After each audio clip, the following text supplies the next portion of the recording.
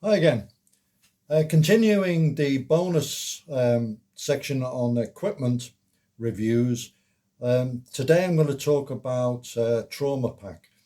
Now, there are different size trauma packs for different eventualities, and I do have a large pack which contains a lot of different bits and pieces for various eventualities. But there is a requirement for an individual trauma pack, which you can have either on your body or on your equipment for serious trauma, um, which will give you life-saving capability. And in recent times in the UK, there's been a lot of discussion about stopping the bleeding in knife crime. Knife crime is an epidemic in the major cities, and a lot of people are being trained. Uh, Hospital casualty departments are offering advice. They're giving away free packs to do this. And recently I gave a talk on this subject for a group of people in the night entertainment sector on the knife threat and also stopping the bleed. So the pack called an IFAK, individual first aid kit, is a popular concept, and a lot of companies offer them either as a pack you can fill yourself or as a ready filled option. Um, the North American Rescue does a marvelous one. I've seen their stuff in the States. But I decided to put my own together. And what I did, I bought the US Army pack, which really will take everything that you need for this particular idea of stopping hemorrhage, either from a knife, well, any kind of penetrating wound, knife or gunshot. So it comes with an outer pack, which I didn't really need, because my idea was to carry the IFAK in my day pack that I have all the time whenever I leave the house, in this pouch here. So the pack will go in that. And it's a bit bulky for normal wear, but for military guys who are wearing plate carrier and molly webbing and things like that, it can be attached to that. So this is it, quite inexpensive, very widely available on the internet, and you can see kind of the size of it. Elastic loop here will take a CAT, combat application tourniquet. I'm not going to specifically talk about the tourniquet, except to say it has become more and more accepted in first aid training in the UK. At one time, they would gasp in horror if you mentioned a TK and tell you not to use it. And there was all sorts of nonsense talked about it until the military started using them in the Great War on Terror, and they're life-saving. They really are, and it's become a standard procedure. So to stop the bleed, the tourniquet, and in my opinion, the CAT is the one to get. This is a late generation model. It's pretty good. I added a little bit of red Velcro on it to find the end, that's all. So that's that.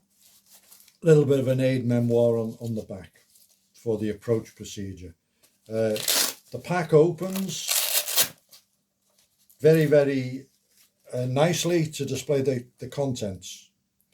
And we have, going from this side here, okay, first thing is an NPA, a nasopharyngeal airway. This can be tolerated by conscious casualty and keeps the airway open. You can maintain the airway. Tough cut shears, very, very useful, and gloves, protection. Okay, you're going to protect yourself from any loathsome diseases, and you're going to protect the casualty from any pathogens you might introduce to them. Next thing is an Israeli dressing. It's the latest, the T3. I've written about it on the forum. It's a big improvement on the old one, which was a very good piece of kit anyway. And I have one of them in there.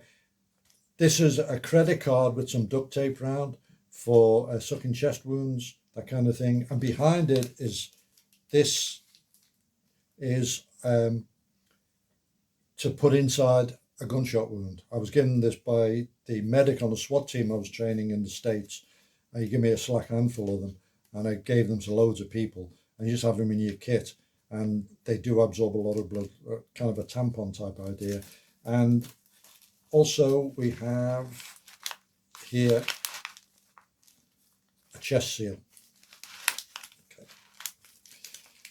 Roll of tape and some other type of tape inside it, just for tidying stuff up. A blood light, it's blue light, and some pins, some safety pins can be useful, and gauze for wound packing. This gauze, you can see this red here, has a photo opaque thread in it. So if it's inside a wound, it will show on an X-ray, and they know it's in there. So that's a useful thing.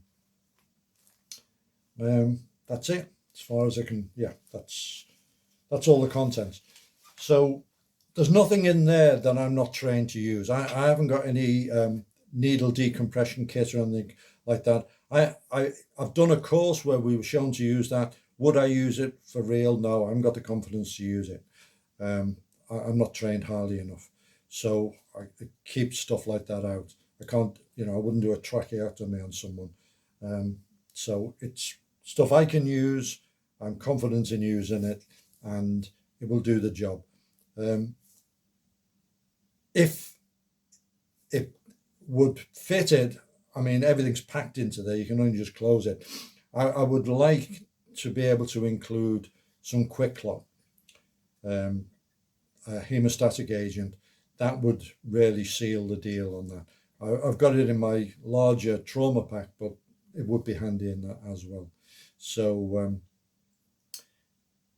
in fact, what I would do is put it in the day sack just behind the IFAK, and that would do it.